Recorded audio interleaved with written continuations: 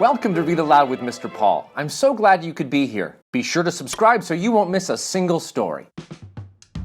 Today we'll be reading Uncle Jed's Barbershop by Margaree King Mitchell, illustrated by James Ransome. Uncle Jed's Barbershop by Margaree King Mitchell, illustrated by James Ransome. Jedediah Johnson was my granddaddy's brother. Everybody has their favorite relative. Well, Uncle Jedediah was mine. He used to come by our house every Wednesday night with his clippers. He was the only black barber in the county. Daddy said that before Uncle Jed started cutting hair, he and Granddaddy used to have to go 30 miles to get a haircut. After Uncle Jed cut my daddy's hair, he lathered a short brush with soap and spread it over my daddy's face and shaved him. Then he started over on my granddaddy. I always asked Uncle Jed to cut my hair, but Mama wouldn't let him. So he would run the clippers on the back of my neck and just pretend to cut my hair. He even spread lotion on my neck. I would smell wonderful all day. When he was done, he would pick me up and sit me in his lap and tell me about the barbershop he was going to open one day and about all the fancy equipment that would be in it. The sinks would be so shiny they sparkled, the floors so clean you could see yourself. He was going to have 4 barber chairs, and outside was going to be a big, tall, red and white barber pole. He told me he was saving up for it. He'd been saying the same things for years. Nobody believed him. People didn't have dreams like that in those days. We lived in the South. Most people were poor. My daddy owned a few acres of land, and so did a few others. But most people were sharecroppers. That meant they lived in a shack and worked somebody else's land in exchange for a share of the crop. When I was 5 years old, I got sick. This particular morning, I didn't come into the kitchen while Mama was fixing breakfast. Mama and Daddy couldn't wake me up. My nightgown and the bedclothes were all wet where I had sweated. Mama wrapped me in a blanket while Daddy went outside and hitched the horse to the wagon. We had to travel about 20 miles into town to the hospital. It was midday when we got there. We had to go to the colored waiting room. In those days, they kept blacks and whites separate. There were separate public restrooms, separate water fountains, separate schools. It was called segregation. So in the hospital, we had to go to the colored waiting room. Even though I was unconscious, the doctors wouldn't look at me until they had finished with all the white patients. When the doctors did examine me, they told my daddy that I needed an operation and that it would cost $300. $300 was a lot of money in those days.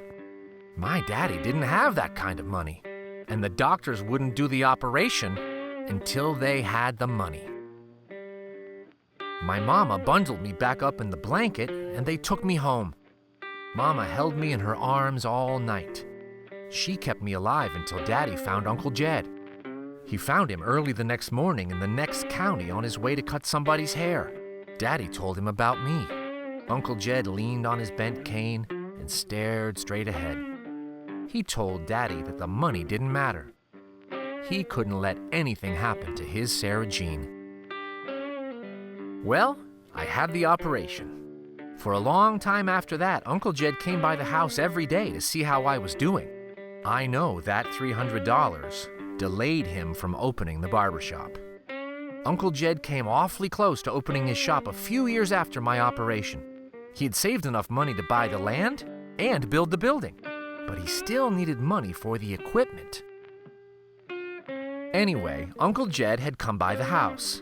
We had just finished supper when there was a knock on the door. It was Mr. Ernest Walters, a friend of Uncle Jed's. He had come by to tell Uncle Jed about the bank failing. That was where Mr. Walters and Uncle Jed had their money. Uncle Jed had over $3,000 in the bank, and it was gone. Uncle Jed just stood there a long time before he said anything. Then he told Mr. Walters that even though he was disappointed, he would just have to start all over again. Talk about some hard times. That was the beginning of the Great Depression. Nobody had much money. But Uncle Jed kept going around to his customers cutting their hair, even though they couldn't pay him.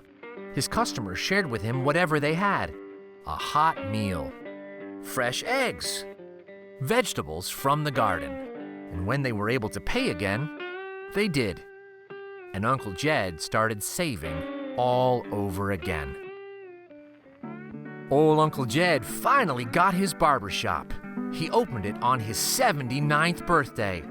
It had everything just like he said it would. Big, comfortable chairs, 4 cutting stations, you name it. The floors were so clean, they sparkled. On opening day, people came from all over the county. They were old Uncle Jed's customers. He had walked to see them for so many years. That day, they all came to him. I believe he cut hair all night, and all the next day, and the next night, and the day after that. That man was so glad to have that shop, he didn't need any sleep. Of course, I was there too. I wouldn't have missed it for the world. When I sat in one of the big barber chairs, Uncle Jed patted the back of my neck with lotion like he always did. Then he twirled me round and round in the barber chair. Uncle Jed died not long after that, and I think he died a happy man. You see, he made his dream come true even when nobody else believed in it. He taught me to dream too.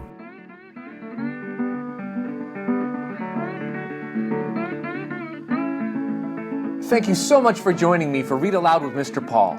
Until next time, discover the wonder in a book. Pick one up. Take a look. If you enjoyed this Read Aloud with Mr. Paul, please like, subscribe, and share this video with your friends. Thanks again.